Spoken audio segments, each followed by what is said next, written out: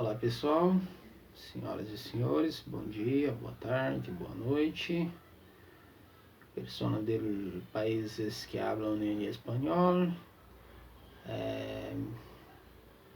Sin embargo, para mí es un asunto muy ruin de hablar contigo, pero que yo había comprometido de apenas estar hablar contigo neste canal de YouTube, apenas sobre poesias, poemas, cositas desse tipo, cositas belas para mim. E hoje eu vou ter que falar um pouco com vocês sobre algo que foge um pouquinho do escopo daquilo que nós havíamos nos comprometido de estar divulgando neste canal. Moisés Silva, Poemas e Poesias. Apenas, mais especificamente, as nossas poesias e de alguns autores de nomes sui generis renomados aí ao longo da história universal da poesia, como Shakespeare, Goethe, coisas desse tipo, pessoas desse tipo. Então nós estamos hoje falando sobre algo um pouco diferente. De não menos importância, acredito que até de muito mais importância, que é a questão aí do assassinato do senhor George Floyd. Aconteceu no sábado passado, que acabou chocando o mundo. Primeiramente, eu quero dizer que eu não sou filiado a nenhum tipo de partido, a nenhum tipo de instituição, religião ou qualquer coisa que venha desqualificar-me para estar meditando convosco acerca deste assunto. Sabemos perfeitamente que a questão do racismo é algo que tem, ao longo da história, afligido a humanidade de maneira geral. Preconceito, essas coisas. So guys, and today I will to speak out with you about things like that. So racism and especially the George Floyd's killing and by murderers. Murders. And I will to speak out a little bit about this horrible case, this horrible event. I think that this shocked everybody and around the world, and I will to speak especially George Floyd's killing. I'm real shocking, really shocking, because we saw killing and killing in our eyes. So this is a horrible thing. Então eu acho que realmente estamos todos chocados.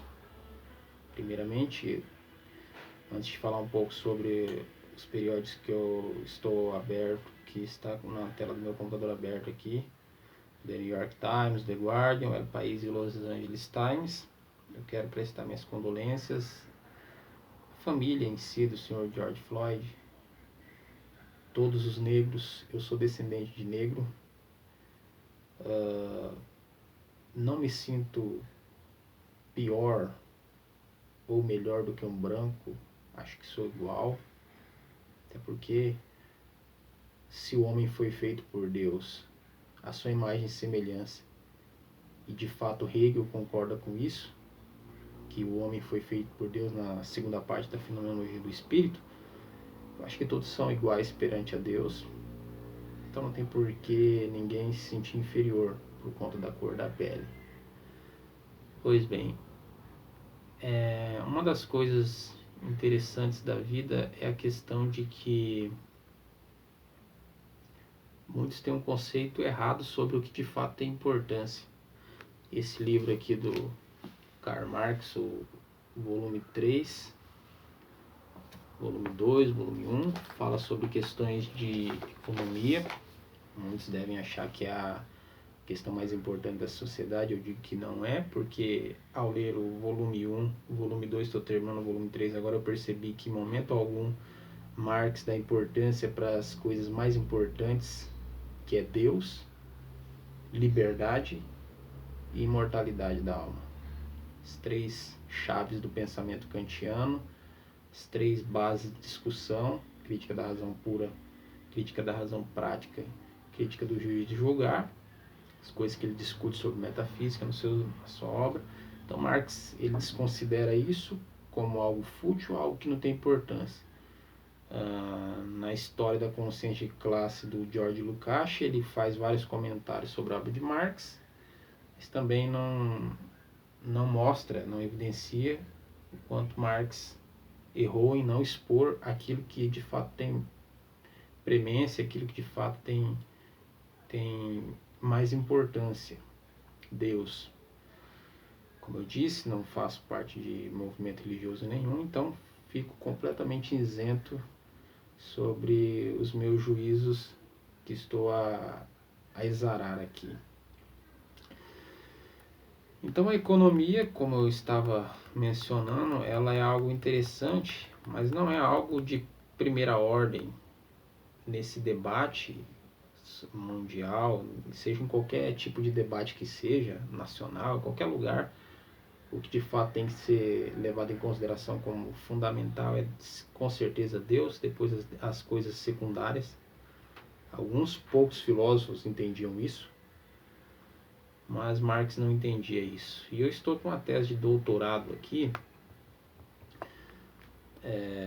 bem interessante, que fala sobre o racismo no mercado de trabalho, limites à participação dos trabalhadores negros na constituição da questão social no Brasil. Uma tese de doutorado da senhora Martins Tereza Cristina Santos, de 2012. Na página 119 da tese dela, ela fala algo interessante que tem muita valha no nosso contexto para entender essa questão racial, sobre principalmente capitalismo, que é o que Marx acreditava ser o mais importante, a obra mais importante da vida dele, falar sobre capital.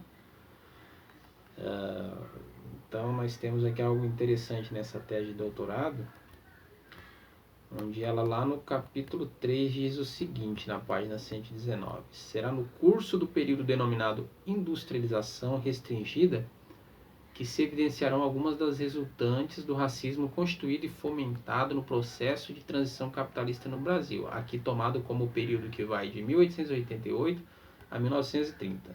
Nesse contexto, conforme já analisado antes, as negros ou negras, mesmo tendo se constituído em força de trabalho livre e disponível para o capital, quando a raça foi tomada como componente indispensável ao desenvolvimento capitalista do país, foram impossibilitadas de participarem da estrutura produtiva instalada. A discriminação racial no mercado de trabalho impulsionou relações de produção e reprodução social, que conduziu ao deslocamento dos racialmente discriminados para as regiões menos dinâmicas do Brasil, transformando-os em população excedente para as necessidades médias do capital agrário. Essa tese de doutorado explica algo interessante que, embora não seja sobre questões de assassinato, ou aquilo que nós iremos tratar mais adiante, se não der para fazer nesse vídeo, nós iremos fazer um outro vídeo, mas aqui é interessante que fala sobre a questão dos negros como peça ou chave, apêndice, como era mais conhecido na economia antigamente, como o negro faz parte do processo de transição capitalista brasileiro. Ou seja, para aqueles que menosprezam os negros, nós entendemos perfeitamente a partir do pensamento da autora aqui que eles tiveram um papel fundamental. E inclusive o Brasil foi um dos últimos países a abolir a escravidão. Machado de Assis era negro. O nosso maior escritor era negro. Então, veja bem, senhores, nós estamos falando de um assunto muito crítico e eu, assim, como descendente negro, me sinto assim, muito triste em ver uma situação que foi exposta para o mundo. Tem um canal para quem está aprendendo inglês que eu sigo, que eu gosto de ver e assistir os vídeos do Tim Explica. Ele é um americano que fala um pouco de português, está aprendendo também, e ensina aqueles que estão aprendendo inglês. E ele também comentou sobre essa questão do assassinato do Sr. George Floyd. Então nós vemos aqui, por exemplo, como eu estava dizendo, aqui no periódico The New York Times, eles tiveram uma matéria aí do dia 31 desse mês, caso hoje, escrita assim: George Floyd Protest Live Updates. Mayor call for peace, not patience. As cities brace for more protest. Ou seja, os protestos concernente à morte do Sr. George Floyd ainda continuam, e os prefeitos, né, estão pedindo por paz e não paciência, né? Inclusive aqui teve acompanhando essa matéria, lendo essa matéria aqui, a gente vai ver que algumas cidades tiveram toque de recolher por conta dos saques, principalmente Los Angeles, por conta dos saques que estão fazendo nas lojas. As lojas tiveram que diminuir o horário de expediente. E nós temos uma outra matéria aqui no The Guardian, que foi postada no dia 28 desse mês, que vem com o título George Floyd Killing, Two Officers Involved Previously Reviewed for Use of Force. Nós vemos claramente aqui, ao ler essa matéria, sobre os motivos que levaram a todo o ocorrido, ao assassinato do Sr. George Floyd. Eles explicam aqui sobre as questões. Acaba sendo o que os outros periódicos têm mostrado, que foi questão aí de uma denúncia de uma possível tentativa aí de passar um cheque falso numa compra numa loja de tabacaria, aproximadamente 20 dólares, que o Sr. George Floyd teria tentado comprar. No El País eu vi uma matéria interessante sobre esse assunto do dia 30, que está descrito da seguinte maneira: